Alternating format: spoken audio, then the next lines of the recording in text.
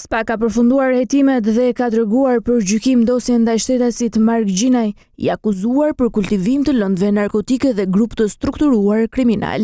28 vjeçari u ndalua në 25 korrik të vitit të shkuar, kur në fshatin Sels në Malsinë e Madhe në një sipërfaqe toke livadhu gjetën 11.358 bim narkotike kanabis sativa. Në deklaratë thuhet se ato kishin një lartësi 40 deri në 100 cm dhe ishin të mbjella në 3 parcela pra njëra tjetrës në një sipërfaqe prej 6.956 metra katror.